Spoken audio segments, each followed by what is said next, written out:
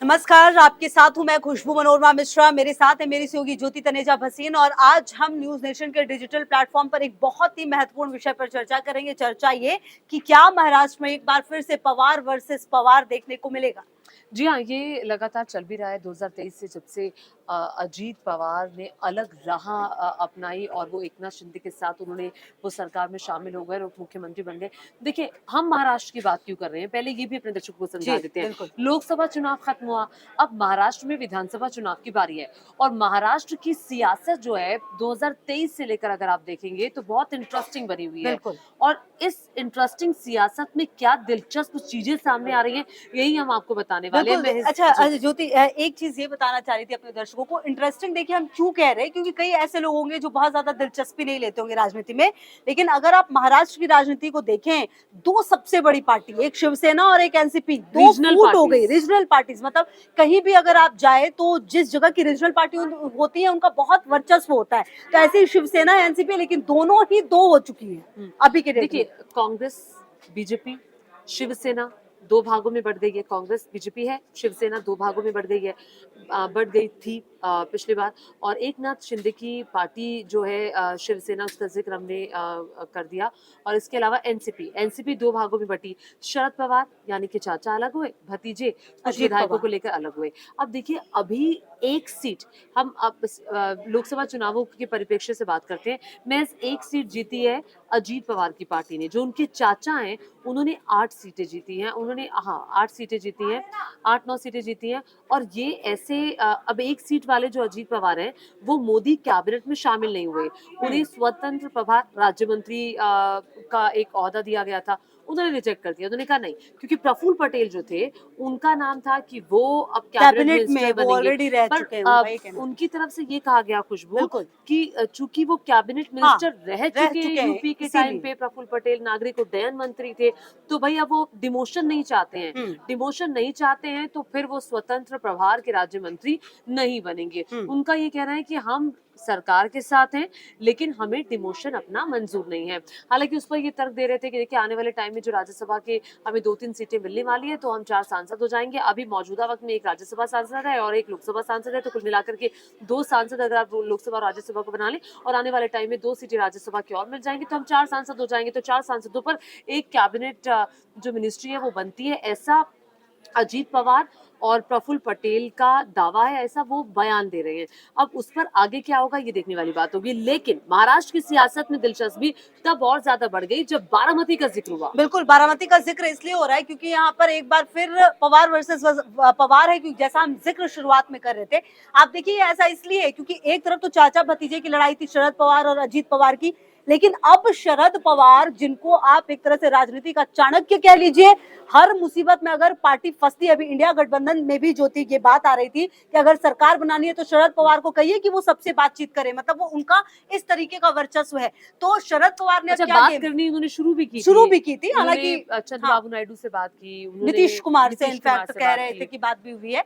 तो देखिए शरद पवार जो है अब उन्होंने क्या किया है कि अजीत पवार के खिलाफ उनके ही भतीजे को खड़ा कर दिया है। जी हाँ, अब अभी खड़ा नहीं किया है, अभी खड़ा हाँ, करने की बातें चल बात हो रही है। रही है, यजुवेंद्र पवार उनका नाम है। नाम है। अब देखिए, अजीत पवार, शरद पवार चाचा भतीजे। अब अजीत पवार के जो रियल ब्रदर है, उनके जो बेटे हैं वो भी चाचा भतीजे हुए। अजीत पवार के जो भतीजे हैं यजुवेंद्र, अब उनको अजीत पवार के सामने यजुवेंद्र को लड़ाने की कवायद चल रही है।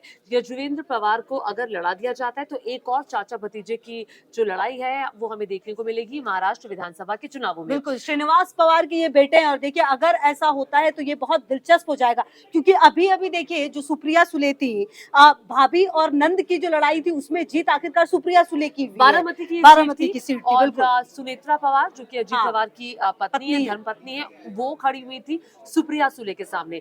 सुप्रिया सुले 2009 से ही, पहले शरद पवार यहाँ से जीता करते थे, 2009 से ही सुप्रिया सुले ये सीट, बारामती की लोकसभा की सीट जीतती आई है, यहीं से जीत करके वो संसद में पहुंची है। अब सुप्रिया पवार के सामने एक बड़ी चुनौती पेश करी अजीत पवार ने। उन्होंने कहा कि अपनी पत्नी को उन्होंने लड़ा दिया कि भैया आप सरकार में है, इसका फायदा मिलता है। मिलता है। तो फायदा नहीं मिला। यहाँ पर अजीत पवार गुट को भारी नुकसान हुआ। देखिए अभी मौजूदा स्थिति जो विधानसभा की है, उस स्थिति में 53 विधायक अजीत पवार के गुट में है और शरद पवार के गुट में महज 10 विधायक है। बिल्कुल। इसी स्ट्रेंथ से आप अंदाजा लगा सकते हैं कि अजीत पवार के साथ गए तो बहुत लोग, लेकिन अब ये जो गए हुए लोग हैं, ये कहा जा रहा है कि बहुत सारे लोग शरद पवार के संपर्क में हैं। वो इसलिए उनके संपर्क में हैं क्योंकि लोकसभा चुनावों में शरद पवार की पार्टी को फायदा हुआ है और ये जो फायदा है, इस फायदे को देख करके उनको भी लग रहा है कि अभी भी लोग जो है वो असली एनसीपी शरद पवार की पार्टी को मान रहे हैं और इसीलिए शरद पवार की पार्टी के साथ जाना आने वाले वक्त में उनके लिए भी सही हो सकता है। ऐसी खबरें हैं। बिल्कुल। और देखिए ज्योति, एक बात ये भी है कि अगर युगवेंद्र की महाराष्ट्र के सियासत में एंट्री हो जाती है तो आप ये जी। मान के चलिए 2019 के लोकसभा चुनाव में भी एक और पवार की एंट्री हुई थी, जब अजीत पवार ने अपने बेटे पार्थ को मावल लोकसभा सीट से उतारा था, जी। लेकिन पार्थ वो चुनाव हार गए थे।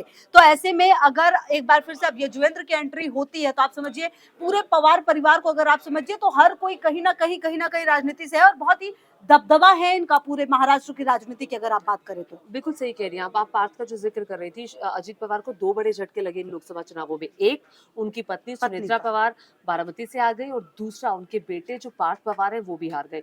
और जितने उन्होंने कैंडिडेट्स खड़े किए थे, महज एक को जीत मिली है और इस एक की जीत के दम पर आप केंद्र में एक अच्छा पद चाहते हैं। अब उसको तो डिनाई कर दिया। अब अजीत पवार नाखुश भी हैं। उनको ये लगता है कि उनको मोदी कैबिनेट में और सरकार में इतनी तवज्जो नहीं मिल रही है जो पहले उनको तवज्जो की जो उनको दरकार थी। उनको लग रहा था कि उनको तवज्जो मिलेगी। देखिए जो सीटें पाएगा तवज्जो उसको मिलेगी। बिल्कुल, ये तो करेक्ट है। राजनीति में अगर आपको देखिए अब अच्छा ये टर्म एंड कंडीशन की बात होती है ज्योति। आज देखिए आंध्र प्रदेश की अगर आप बात करें, चंद्रबाबू नायडू मुख्यमंत्री बने, सिर्फ 2 सीट लेकर आए थे पवन कल्याण अभी के जो चुनाव हुए उसमें लोकसभा, उनको और कैबिनेट देखिए अब मिनिस्टर। वो उप मुख्यमंत्री बन गए हैं। तो ये अपने आप में काफी महत्वपूर्ण होता है, सीटों का लाना और किस परिस्थिति में आप कितनी सीट ला रहे हैं ये भी बहुत इंपॉर्टेंट है। बिल्कुल, किस परिस्थिति में लेके आ रहे हैं ये बहुत इंपॉर्टेंट हो जाता है, इसमें कोई दो राय नहीं है। और एक और बात है, जो चूंकि हम महाराष्ट्र की सियासत की बात कर रहे हैं, आने वाले दिन में देखिए महाराष्ट्र की सियासत में बहुत सारे सियासी टर्न आपको देखने को मिलेंगे और अब अजीत पवार क्या करेंगे। हालांकि कांग्रेस, माफ कीजिएगा, हालांकि कांग्रेस का ये कहना है कि हमारे संपर्क में भी बहुत सारे विधायक हैं। महाविकास अघाड़ी का ये गठबंधन है जिसमें कांग्रेस अच्छा पार्टी ज्योति, एक आती है। बात बताइए, अब देखिए महाराष्ट्र में आने वाले दिनों में चुनाव होने हैं, उससे पहले जिस तरह की राजनीति लोकसभा चुनाव के बाद वहां पर देखने को मिली, किस तरफ इशारा है? क्या आपको लग रहा है कि क्या जो एनसीपी टूट गई थी, जो शिवसेना टूट गई थी, कुछ अलग ही मंजर नजर आएगा? क्या कुछ मर्जर हो सकता है? ऐसी कुछ आशंका भी लगती है। देखिए वैसे तो सियासत में कभी भी कुछ भी हो सकता है, लेकिन एकनाथ शिंदे उद्धव ठाकरे का मुझे कोई मर्जर नजर नहीं आ रहा। आप विधायक, आप 7-8 सांसद लेकर आ रहे हैं, 6-7 सांसद लेकर आ रहे हैं और वो आप पार्टी में मर्जर करेंगे, वहां मुझे स्थिति नहीं नजर आती। अजीत पवार का आपको भरोसा नहीं। अजीत पवार अगर आज यहाँ दिखाई दे रहे हैं तो कल वहां दिखाई दे सकते हैं।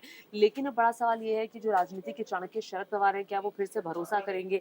हालांकि शरद पवार ने भी कभी खुल करके अजीत पवार के बारे में कुछ कुछ भी नहीं कहा। है वैसा। ना बिल्कुल। आपने कभी सुप्रिया सुले को ऐसा सुना होगा जो कि शरद पवार की बेटी है और उनकी सियासत की, उनकी राजनीति की वारिस भी उत्तराधिकारी है, कही, बिल्कुल। उत्तराधिकारी भी भी कही आप कह जाती है। सकते हैं। लेकिन अब बदली हुई परिस्थिति है ये। आपके पास महज एक सांसद है और जो विधायक आपके हैं वो विधायक भी कहा जा रहा है कि दोबारा से जो शरद पवार वाली पार्टी है एनसीपी, उसमें शायद उसमें लगातार वो बातचीत कर रहे हैं, मोलभाव कर रहे हैं और शरद पवार भी कई लोगों के संपर्क में है। अच्छा ये भी एक खबर आई थोड़ी देर पहले मैंने पढ़ी कि अब शरद पवार जो अजीत पवार के गुट में गए विधायक हैं, नेता हैं, हाँ, उनसे उनसे बात करने बातचीत को कर रहे हैं, तैयार हो ये गए भी हैं। हो रहा पहले है। उन्होंने कहा था मैं किसी से बातचीत बात नहीं नहीं करूंगा, करेंगे। क्योंकि अब वक्त जो है, परिस्थिति जो है वो ये कहती है कि आने वाले वक्त में महाराष्ट्र में विधानसभा के चुनाव है।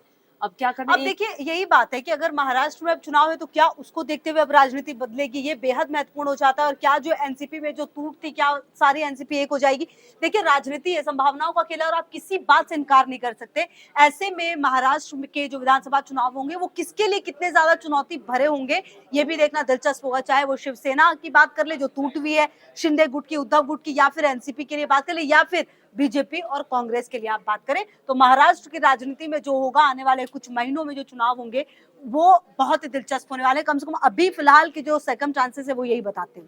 बिल्कुल, जो आप पूछ रही थी कि क्या आपको लगता है कि अजीत पवार जाएंगे, मुझे ये ऐसा इसलिए नहीं लगता क्योंकि दूध का जला छाछ भी छाछ फूक भी फूक फूक के फूक के। और पीता है। शरद पवार और आपने जैसे ऐसे वक्त में ये पार्टी तोड़ी जब चाचा को बहुत भरोसा था भतीजे पे कि वो नहीं जाएंगे।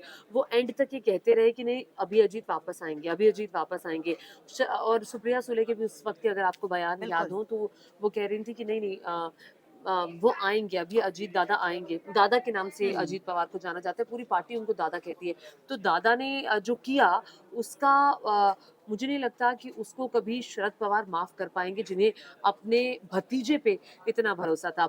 अब जो अभी हाल ही में लोकसभा चुनावों के बाद प्रेस कॉन्फ्रेंस हुई तो हमने देखा कि शरद पवार के साथ बैठे हुए रोहित पवार दिखाई दिए। वो बिल्कुल भी उनके परिवार का हिस्सा है। हम्म, वो खुद भी विधायक हैं।